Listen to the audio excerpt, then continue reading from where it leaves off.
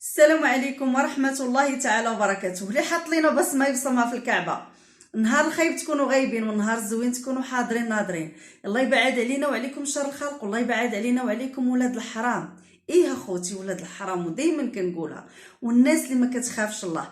كنقدم تحيه كبيره جاليه المغربيه في كل مكان، خوتنا المغاربه من طنجه الكويره، وخوتنا العرب والمسلمين في كل مكان، وخوتنا الجزائريين وخوتنا العرب والمسلمين في كل مكان، وخوتنا الامازيغ. خوتي القصه اليوم غنحكيو قصه واشنو اللي وقع ليها الام فاطمه، واشنو اللي وقع ليها بسبب صاحب الابن ديالها وحش ادمي. خوتي راها ما بقات ثقه، راها ما بقات ثقه. خوتي حضيو راسكم من الجايات، وحضيو راسكم من اللي كاينين معاكم، وحضيو راسكم من كل حاجه. ودائما كنقول لكم القصص للعبره ماشي للفرجه، ولهذا كنقول لكم اخوتي تبعوا القصه من الاول حتى الاخر باش تستافدوا منهم. حتى شي وحده في خواتي، حتى واحد في خوتي ماشي ما عندوش ولد، يعني كلنا عندنا وليداتنا، وكلنا كنبغيو نشوفوا لهم الاصدقاء الزوينين ماشي رفقه السوء. وقلت قولوا لي وكثرتي الهضره يا زهره ودخلي في الموضوع. غندخل من طبيعه الحال. خوتي ختنا فاطمه تزوجت بواحد الراجل اللي كانت كتبغيه وكتحماق عليه بزاف، ولكن ختنا فاطمه مسكينه ما طالتش العشره مع الزوج ديالها. علاش؟ لان الله سبحانه وتعالى اختاروا في الدنيا الاخرى، اختاروا في الاخره، ومشى وخلاها مسكينه حامله بياسين الابن ديالها اللي كان املها كبير فيه، كانت كتشوف فيه الراجل والاب والاخ والدنيا وما فيها، وكافحت على داك الوليد. المهم ولداتو من ورا الزوج ديالها، وحاولت توجد ليه الوريقات وتدخلوا. وحق ملي مات الزوج ديالها الام ديالها كانت مرا حاكمه وبعقلها، قالت لها بنيتي خصك ضروري تدخلي تحت المحمل. ايه اختي، ايه اخويا، الا مات عندكم شي راجل وكانت المراه يلاه مزوجه وباقا صغيره، دوزوها من تحت المحمل، من تحت الجنازه، باش الناس اللي حاضرين في الجنازه يعرفوا ديك المراه راها حامله، يعني كانها كتعلن باني انا راني حامله. المهم الناس كلهم عرفوها بان راه الزوج ديالها خلاها حامله. المهم كملت 9 شهور مسكينه وولدت الوليد ديالها. المهم ولداتو وكبراتو ودخلاتو المدرسه. اول نهار قالت لي فاش ديتو للتحضيري، قالت لي ما تصوروش فرحتي كيفاش دايره، الناس كتشري محفظه، انا شريت جوجات، كلشي شريت منه الدوبل، كسيتو بجوج حوايج. الفرحه ما قداني فرحه باش نشوف ولدي تا انا شي حاجه في هذا المجتمع. المهم قالت لي ديت الوليد للمدرسه وكنديه ونجيبو ونجري، وقالت لي كندير غير الميناج عند الناس. قالت لي واحد المره هو يتعرف عليا واحد السيد قال لي شوفي اختي فاطمه، غادي ندخلك لواحد البنكه ديري فيها الميناج ونتمناو من الله ترسمي وتبقاي فيها. قالت لي داك الشيء اللي كاين. وقف معايا داك السيد ودخلت البنكه وليت خدامه فيها. الحمد لله الناس كتدور معايا، الناس اللي كتجي تبغي دير داك الشيء ديال الزكاه كتعطيني، وحمدت ربي وشكرته. قالت لي الحمد لله جمعت ودرت واحد الدويره اللي صغيره، قالت لي على قدي. قالت لي المهم كبرت وليدي، قالت لي وقريته، قالت لي وشد لي الباك، وما قدتني فرحه نهار خدا ليا ولدي الباك. المهم قالت لي مشى يوم وجا يوم، قال لي بغا نقرا الوالده في الكليه. قلت ليه مرحبا وليدي. قالت لي خلي يديك الدويره اللي كان فيها بيت وكوزينه وحمام ماشي صالون، قالت لي خليتها كريتها بواحد القدر ديال الفلوس. قالت لي ومشيت مع ولدي المدينه اللي فيها الكليه، قالت لي وكريت انا وياه بيت وكويزينه وحمام. قالت لي ها انا بعدت من خدمتي، ولكن طلبت المدير اللي انا كنت خدامه عندهم في البنكه اللي كنت في مدينتي، وشاف ليا فرع في نفس البلاصه، يعني فرع ديال نفس البنكه في المدينه اللي انا مشيت ليها وخدمت فيها، والحمد لله بقات كدوز ليا مانتي. المهم قالت لي بقيت مع وليدي حتى خدا لا ليسونس ديالو. قالت لي وانا كيف ما قلت لكم فاطمه خلاها راجلها صغيره بزاف، خلاها في عمرها مسكينه غير 20 عام، يعني مع الابن ديالها كمل 24 عام، يلا كملت 44 عام. يعني السيده بقات صغيره بزاف وعرضه لناس اخرين. كما قلت لكم مشات كملات في ديك البنكه الاخرى في هذيك المدينه. المهم الابن ديالها خدا لا ليسونس ديالو جلس، قالت لها ولدي غنرجعوا لمدينتنا وديك الساعه غتبقى تدفع لي كونكور حتى يجيب الله التيسير. خدا لا ليسونس ديالو في الاداب انجليزي وقالت لي كان تيجيب مزيان، ولكن قالت لي ما جابش الله باش غادي نخدمو. ولكن الحمد لله عاودت رجعت لمدينتها ورجعت للبنكه اللي كانت خدامه فيها. المهم قالت لي داكشي اللي قسم الله كنصرفو على وليدي وكنصرفو على راسي. قالت لي واحد النهار هو يتعرف عليه واحد الولد، قال لي اجي نبقاو نديرو السوايع، نبقاو نزيدو السوايع للناس. هذاك حتى هو قاري شي حاجه. المهم قالت لي ما عرفتش واش خايد لا ليسونس ولا ما خايدوش. المهم قالت لي تعرف داكشي ديال ليكونومي. قال لي واخا. المهم ولاو قالت لي مشاو لدوك الناديين وداكشي اللي تيكونوا يزيدوا فيهم السوايع، مدارس ديال السوايع. قالت لي ولاو كيزيدوا السوايع، ولدي ولا كيزيد لونجلي وصاحبو ولا كيزيد ليكونومي. قالت لي المهم فاش جات هاد الكوفيد 19 حبسوا، راكم عارفين حبسوا بزاف ديال المدارس وداكشي. ولا تيقول لي علاش لي ما نشوفوا غير واحد المجموعه صغيره ديال 3 ديال الاولاد ولا 4 بحال هكا يخلصونا مزيان ونزيدوا ليهم عندكم نتوما في الدار. راه انا الوالد والوالده ما غيقبلوش ليا هادشي، حتى الوالد ما عندكش. قالت ولدي قال لي ماشي مشكل ياسين، قال لي ماشي مشكل جي. المهم قالت لي ولا كيجي معاه تيشوفوا بنات وولاد اللي 6 ولا 7. قالت لي تيجيو لداك البيت اللي على قد الحال فيه ناموسيه وفيه 2 سدادر. قالت لي اللي كنرقد فيه انا وليدي. قالت لي كيجيو لتما، قالت لي داروا فيه صبوره ولاو كيقريو الدراري. قالت لي المهم كيدخلوا واحد 1500 ولا واحد 1600 لواحد. قالت لي ماشي مشكل.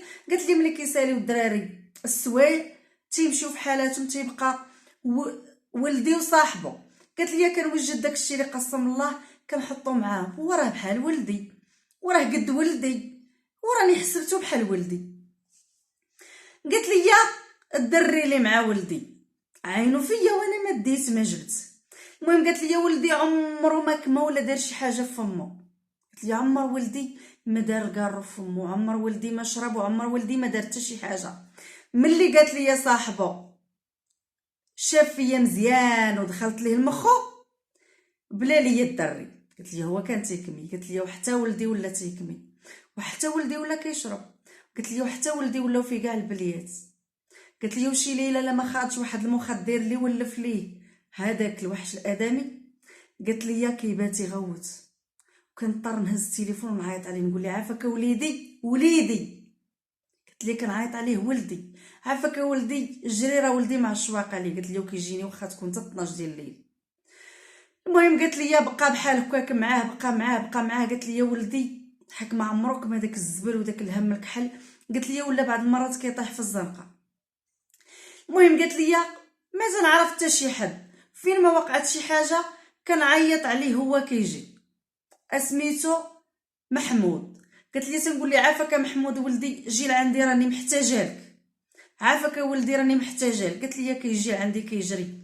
المهم قالت لي بقيت بحال هكاك بقيت. قالت لي وليام كدوز ولدي كيضيع. قالت لي مشيت عرضت على واحد الطبيب في كازا، قلت ليه عافاك راه ولا كيطيح ليا. قال لي شوف لاله ولدك راه خدا واحد الجرعه اللي كبيره ديال المعجون وراه اثرت ليه على المخ ديالو، وراه فاش ما كتبقاش توصل ليه الهواء للمخ ديالو راه كيطيح. راه ولدك معرض يطيح في اي لحظه، خصك تحاولي تحميه ما يبقاش يكمي داكشي. ولكن قالت لي انا كي غندير ليه؟ قالت لي تيعيط عليه صاحبو تيطير يمشي لعندو، واخا يكون اللي يكون كيمشي يجري لعندو. المهم قالت لي مشى يوم وجا يوم. قالت لي ولا تيجي تيقول لي ماشي مشكل واخا نعس معاكم. قالت لي المهم تنخليهم هما تينعسوا في داك البيت هو ولدي تنمشي انا. قالت لي تندير 2 بونجات وتنعسها في الكوزينه. قالت لي الكوزينه فيها غير بلاصه ديال البوطاجي وبلاصه لتحت بحال اللي قد البوطاجي قد الارض. قالت لي تنفرش فيها وتنعس. حك ما يمكنش غنعس مع ولدي وصاحبو. ولكن قالت لي ولدي كنعس حداه، هو تينعس في الداري وانا كنعس في ناموسيتي ديال البلاصه. المهم قالت لي ولا كينعس معانا بحكم باش الدري لا طاح في الليل ويدي. قالت لي هو راه ما به لا الدري لا والو، ما به حتى شي حاجه، ولا عينو فيا وانا اختي زهره ما فراسي والو. المهم قالت لي واحد النهار، قالت لي كان يوم ديال الحد، قالت لي واحد الطنطينه ما نعاود لكمش كيفاش دايره. قالت لي هو يعيط عليا في التليفون، قال لي خالتي فاطمه راه ولدك طايح ليا، عافاك دابا جي لعندي، راه الوالده ما كايناش وراه ديتو للدار. قالت لي ما نكذبش عليكم الجلابه لبستها مقلوبه. قالت لي غاديه تنجري، قالت لي خرجت ما لقيت لا طاكسي قدامي لا والو، قالت لي تنجري. قالت لي حتى وصلت للبلاصه ديال الطاكسيات، الطاكسي اللي كتكون في المدينه كدور. قالت لي يعني ضربت واحد المسافه ديال جايه لنص ساعه عاد وصلت للبلاصه ديال قالت لي انا شاريه غير في شاريه في داكشي ديال العشوائي، يعني ماشي قريب للمدينه، العشوائي شويه تيكون خارج من المدينه.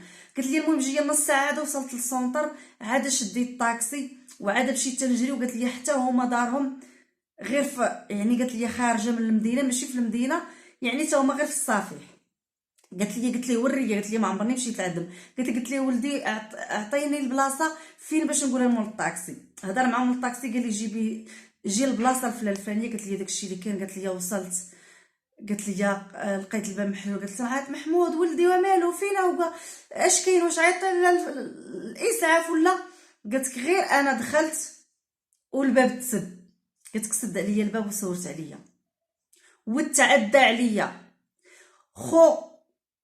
قالت كنحس بخو ولدي وصاحبو الصديق الوحيد في حياته، اللي كنت لو وقعت لولدي شي حاجه كنجري وكنقول محمود ولدي عتق خوك راه طرالي. قالت لي وكنت لدورت حتى مع ولدي كندور معاه. قالت لي وتعدى عليا على شرفي وتعدى لي على شرفي. قلت لي وانا طبعا ما فراسي حتى شي حاجه وما ناويه حتى شي حاجه. قلت لي وقع لي داك المشكل. قلت لي اليوم ما نكذبش عليكم تعدى عليا واغتصبني، والحد الان شعل لي العافيه في قلبي، خفت نقولها لولدي يقتلو. ولدي قالت لي دابا شبه مسطي، والمشكله قالت لي ما انتهتش عند هنا. المشكله انا دابا من ورا داك الاغتصاب انا دابا حامله. اشنو غادي ندير راسي؟ كيفاش غادي ندير راسي؟ ما عرفتش. قالت لي شنو غندير؟ تتقول لكم انا مزوقه فيكم، قولوا لي واش انا هادشي اللي فكرتي واش لا حيدتو ما غيعاقبنيش الله؟ لا اختي غنقول لك القتل ديال النفس حرام. واجهي ولدك وقول ليه اشنو اللي وقع لك. انا الراي ديالي واجهي ولدك وقولي ليه اشنو اللي وقع لك، باش اولا ما يبقاش يترافق مع هذاك. ولكن هذا قالت لي ملي دار لي داك المشكل اختفى من حياتنا، ما بقيناش كنشوفوه نهائيا، ما عرفتوش فين مشى. والابن ديالها قالت لك الابن ديالي فعلا ملي ما بقاش كيلقى هذاك اللي كيجيب ليه داكشي، ما بقاش كيكمي المخدرات ولا كيكمي غير الكارو عادي. المهم دري بحال اللي رجعت ليه صحته ملي اختفى هذاك من حياته. ولكن هي دابا ما عارفاش كيفاش تواجه ولدها بهذا الحمل اللي في كرشه، وهي كتقول لك اقسم بالله والله شاهد علي الا تعدى عليا صاحب ولدي واغتصبني وما قدرتش نقولها لولدي. ومن داك النهار وانا مريضه كنمشي للخدمه بزز، ودابا راه شهر و15 يوم باش انا واقع ليا هذا الشيء. شهر و15 يوم يعني التربيه اللي في كرشها عندها شهر و15 يوم وما عرفت اشنو اللي دير، واش تحيدو واش تخليه يزيد الحياه. حق ما عرفتها لا بنت لا ولد، وهي دابا في واحد الحاله اللي ربي بوحدو اللي كيعلم بها. هذه هي حكايه ختنا فاطمه اللي في عمرها 45 عام، ما عرفت ما تقدم ما توخر، ما عرفتش اشنو اللي غادي تقول وما عرفتش اشنو اللي غادي دير، وهي ما مزوجاش والمجتمع ديالنا ما كيرحمش. انا رايي تقوليها الابن ديالك وتبيعي ديك الدويره وتحيدي من ديك المدينه وتمشي لمدينه اخرى وتحتفظي بولدك ولا بنتك اللي غيتزاد، ما تحرميش راسك منه. وهذاك اللي تعدى عليك حسبنا الله ونعم الوكيل فيه. انا الراي ديالي حيك راه القتل كي قتلتي في كرشك كي قتلتي في الدنيا راه كيتسمى موت. انا الراي ديالي بيعي ديك الدويره غير اللي جابت لك وسيري لمدينه اخرى وخدمي على راسك وطلبي الله سبحانه وتعالى حتى ولدك يخدم ويهز عليك الهم. انا رايي وكنتظر من الناس اللي كتشوف القناه ديالي تعطي اختي فاطمه الراي في هذا المشكل اللي وقع ليها، لان مسكينه ما قدرت تواجه لا عائلتها ولا ولدها ولا عائله راجلها ولا حتى شي حد. حق الناس كلها غتقول هاد السيده غير فسدت ولا دار شي حاجه. انا قلت لي عمر فساد ما درتو من نهار مات راجلي حتى اليوم اغتصابي ما عمرني درت شي حاجه. خوتي خواتاتي خليتكم في رعايه الله، ما تبخلوش على اختي فاطمه بالتعاليق.